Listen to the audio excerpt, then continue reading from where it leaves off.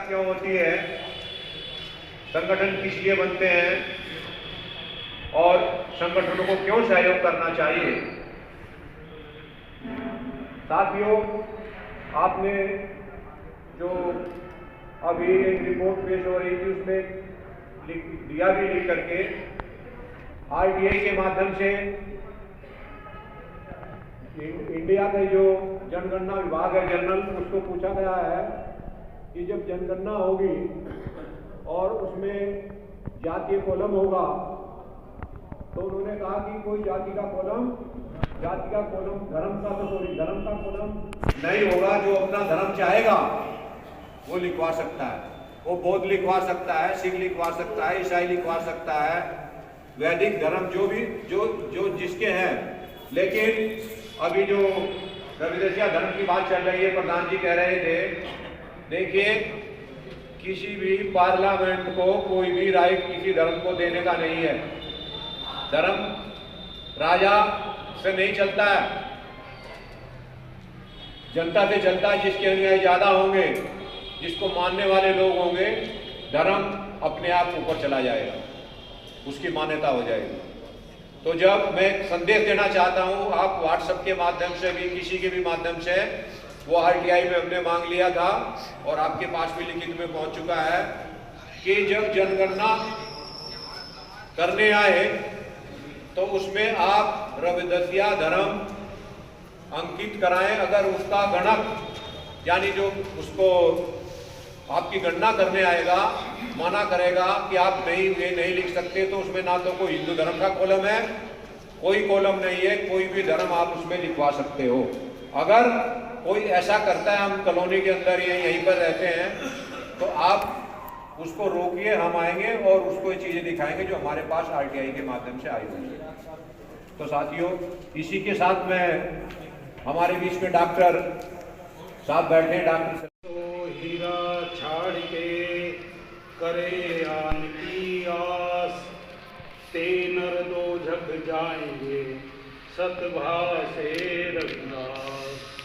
सर्वप्रथम संत शिरोमणि गुरु रविदास जी के चरणों में नमन करते हुए बाबा साहब भीमराव अंबेडकर जी का स्मरण करते हुए आज के इस कार्यक्रम के विशिष्ट अतिथि प्रोफेसर आदरणीय श्री रतनलाल जी और अखिल भारतीय चमार महासंघ के राष्ट्रीय अध्यक्ष एडवोकेट श्री रामफल जी,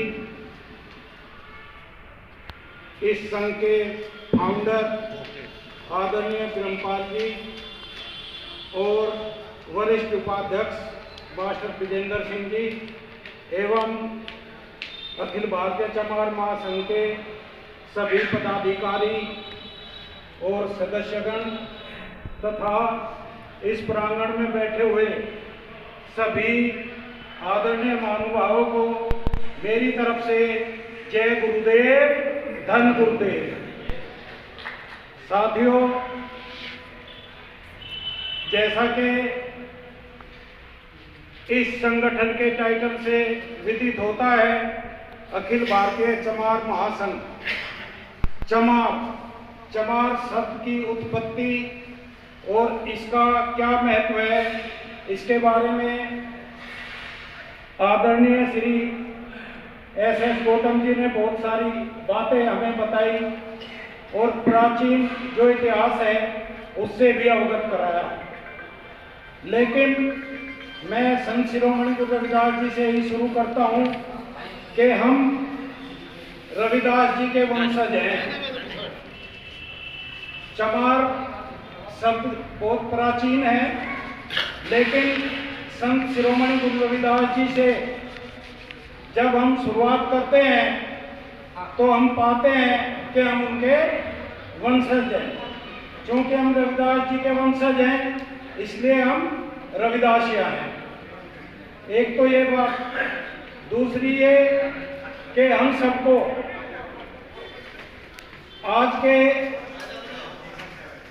इस माहौल में जो चीजें देखने को मिलती है कि हर आदमी अपनी जाति पर, अपने वर्ग पर, अपने संगठन पर गर्व करता है। अतः मैं आप सबसे ये कहना चाहूँगा कि चूँकि हम सब चमार हैं, जन्म से चमार हैं, रविदासिया वंश के चमार हैं, तो एक बार हमें अपने इस वर्ग पर गर्व होना चाहिए।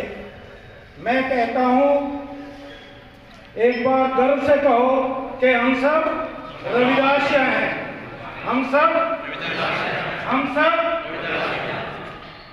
तो सबसे पहले तो हमारे मन में ये भाव होना चाहिए कि हम सब रविदासिया हैं। और जैसे कि आजकल विभिन्न धर्म इस देश में फैले हुए हैं, तो हमें भी अपने धर्म के बारे में थोड़ा विचार करना है। और जैसा कि 29 जनवरी 2010 को अखिल भारतीय रविदासिया धर्म का उद्भव हुआ है, उसके बारे में मैं बताना चाहता हूँ कि हमारे रविदासिया कौम के शहीद आदरणीय रामानंद जी महाराज को वियना, जो कि ऑस्ट्रिया में है, वहाँ पर गोली मार दी गई थी। और उसके बाद से हमारे जो महापुरुष हैं, हमारे जो धर्म गुरु हैं, उन सब ने सोचा कि क्यों ना हम अपना धर्म स्थापित करें। तो काशी में जयंती के अवसर पर या उससे थोड़ा पहले 29 जनवरी 2010 को रविदासिया धर्म संगठन की नींव पड़ी। और आज बहुत सारे देशों में, हमारे भारत में तो है ही, जो विदेश है हमारे, उनमें भी 20-21 देशों में यह धर्म फैल चुका है और वहाँ पर इसको मान्यता मिल चुकी है। भारत में मान्यता मिलना थोड़ा मुश्किल है, क्योंकि उसका एक प्रोसेस होता है, जो हमारा एक संसदीय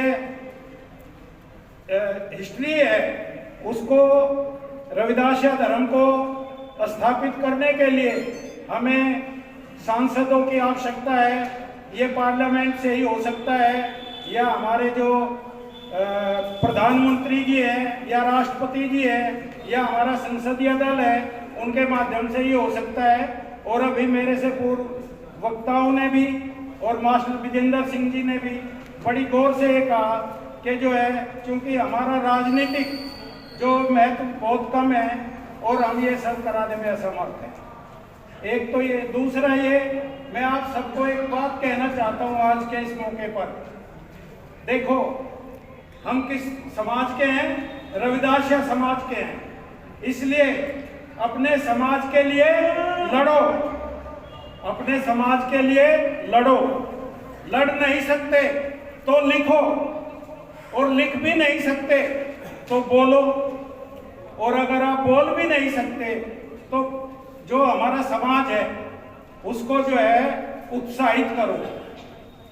अगर आप उत्साहित भी नहीं कर सकते तो जो लोग आप सबके लिए किसी भी मंच के माध्यम से, किसी भी संगठन के माध्यम से लिख, बोल, पढ़ और लड़ रहे हैं, उनका साथ दो। तो मैं इन्हीं शब्दों के साथ आप सबको ये कहना चाहूंगा कि एक बार फिर गर्व से कहो, हम सब रविदासी हैं। बोलो रविदासिया धर्म की जय। Thank you sir. मंचासीन महानुभाव एवं साथियों, मैं बात करूंगा समाज इतिहास पे।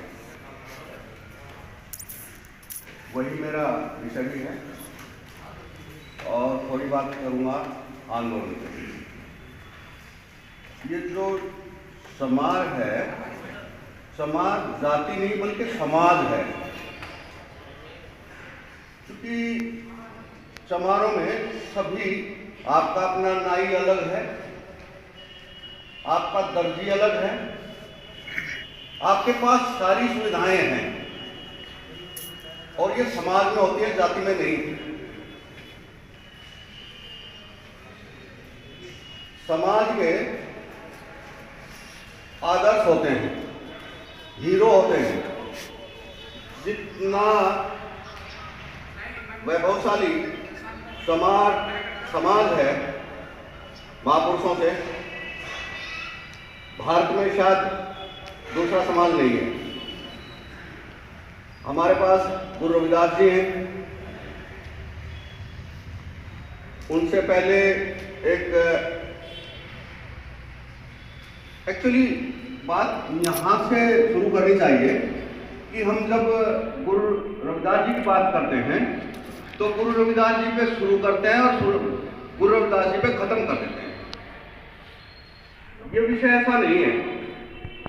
इसको अगर हम देखें, जो गुरु रविदास जी को, गुरु रविदास जी का जो चिंतन है वो कहाँ से आता है? वो ब्राह्मणवादी व्यवस्था से नहीं आता है, वो वेदों से नहीं आता है, रामायण से नहीं आता है, महाभारत से नहीं आता है, स्मृतियों से नहीं आता है।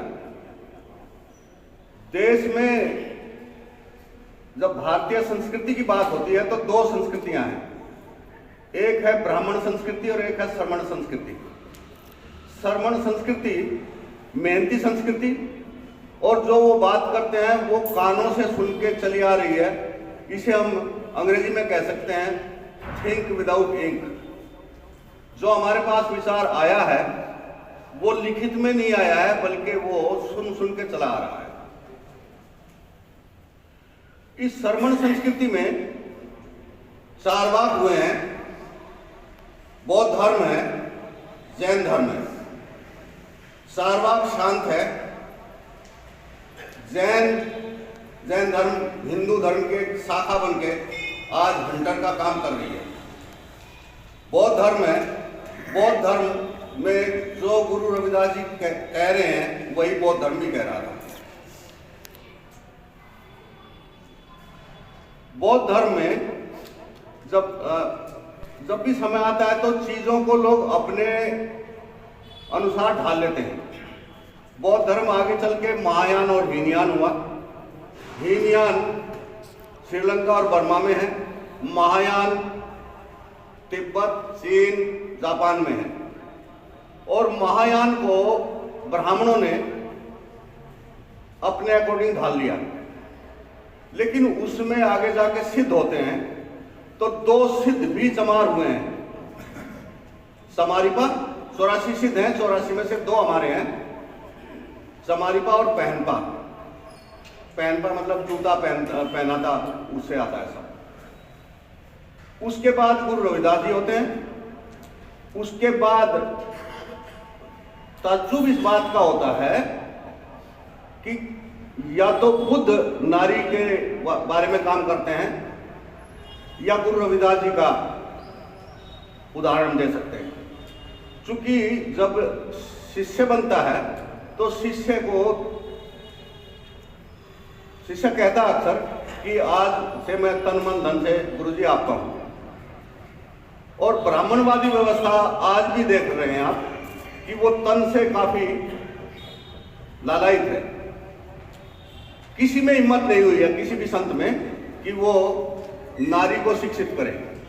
ये गुरु रविदास जी में था और ये हमारे पास विरासत है। एक्चुअली बुद्ध ने आम्रपाली को शिक्षित किया, गुरु रविदास जी ने मीरा को शिक्षित किया, महात्मा फूले ने अपनी पत्नी को शिक्षित किया, डॉक्टर अम्बेडकर ने महिलाओं के लिए हिंदू कोर्ट बिल के नाम पे सिपाही दे दिया। और वर्तमान में जहां एक गांव, ये समाज, इसका अगर अध्ययन करें तो किसी भी समाज में 5-6 महिलाएं राष्ट्रीय स्तर पे नहीं है। हमारे पास चमार समाज की 5-6 महिलाएं राष्ट्रीय स्तर पर राजनीति कर रही हैं, चाहे उसे मायावती हो, मीरा कुमार हो, कृष्णा तीरथ हो, लक्ष्मी साधो एक है, वो है। तो इसमें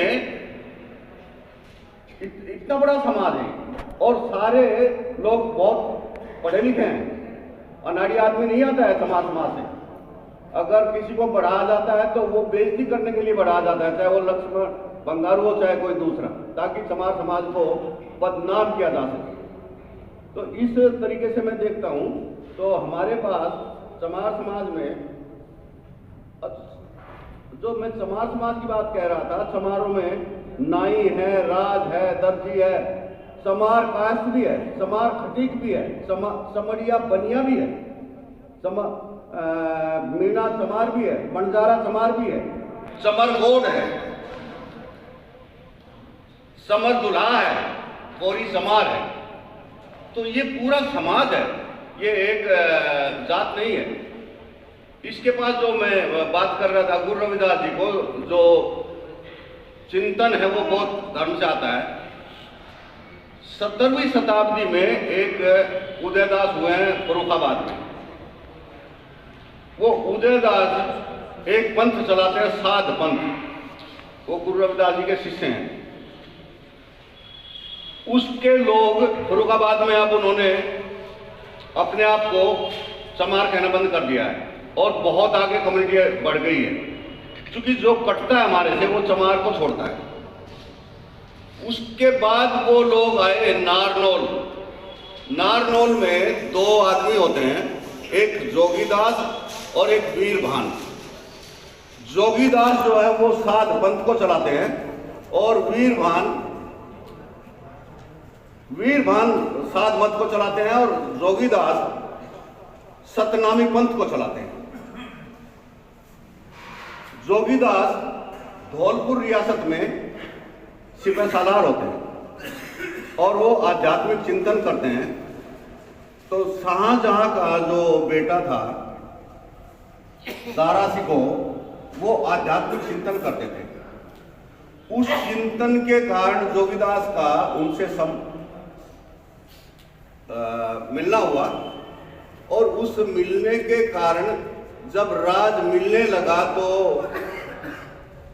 दारा सिकोह के लिए जोगीदास ने विरोध किया औरंगजेब का, और ये बात औरंगजेब को खटक गई। जब औरंगजेब को ये बात खटक गई तो कुछ दिन के बाद में 1-2 सिपाही नारनौल जाते हैं और वहाँ वो जैसे मक्का है, मक्का का भुट्टा तोड़ दिया है, ऐसा कुछ हुआ, ऐसी कहानी मिलती है।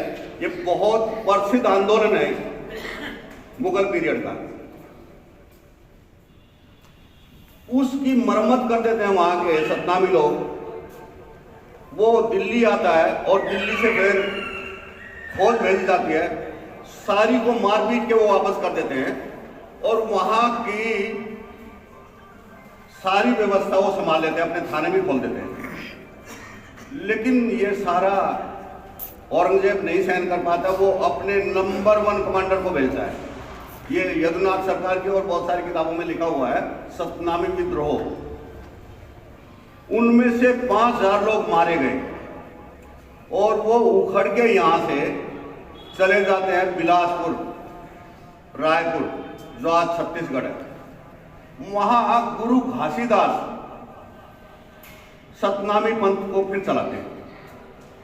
80 साल की उम्र में वो घोड़ों पे, ऊंटों पे और हाथियों पे जुलूस निकालते हैं। ये बात वहाँ के लोगों को अच्छी नहीं लगी, उनका मर्डर कर दिया गया। उनका बेटा आया दूसरे नंबर पे, बालक दास, उसको भी उसने उस परंपरा को निभा, उसको भी मार दिया। उसी परिवार में से बाद में 1954 में एक मिनी माता होती है जो सांसद बनती है। रविशंकर शुक्ल के 2 बेटे हैं, श्यामाचरण और विद्याचरण। आप लोग 70 के दशक में इनको जान रहे होंगे। वो लोग भी एक पहली सांसद नहीं बना पाए। ये बात हमारे खाते में आती है कि छत्तीसगढ़ से एक चमार सांसद महिला हुई है। गुरु घासीदास से बड़ा बेटा छत्तीसगढ़ ने आज तक पैदा नहीं किया है। गुरु घासीदास जी के नाम से एक यूनिवर्सिटी है वहाँ और एक राजकीय अवार्ड भी है उनके नाम से। इतने बड़े बड़े लोग हमारे खाते में आते हैं। आपको ताज्जुब होगा, आईने अकबरी में लिखा हुआ है अवंती वर्मा, वो वहां राजा होते हैं और चमार लिखा है क्लियर कट। ये किताब एक मुसलमान ने लिखी है और उसका अनुवाद किया है कर्नल जैरेट ने कलकत्ता से छपी है, किसी को शक है तो मेरे पास आके देख ले। इस खानदान ने 89 वर्ष 1 महीना 15 दिन राज किया है, जिसमें से 15 लोग राज किए हैं। ये किसी और के पास नहीं है ये विरासत। आपको ये जानकर और हर्ष होगा कि जो श्रीनगर का हवाई अड्डा है उसका नाम अवंती हवाई अड्डा है। जो पिछले दिनों दिल्ली में मयूर विहार में केस हुआ था, उस मोची ने वर्मा लिख लिया था अपने नाम के साथ और उसके साथ मारपीट की एक कायस ने।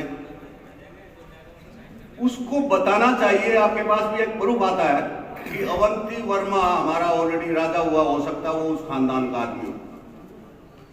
आप 1947 में 562 रियासत बताते हैं हिंदुस्तान में, कहाँ है वो रियासत, उनकी क्या हालत होती है। हमें तो 5000 वर्ष हो गए, तब भी आज कुछ हरियाली नजर आती है। हमें किस तरीके से मारा धमकाया गया है।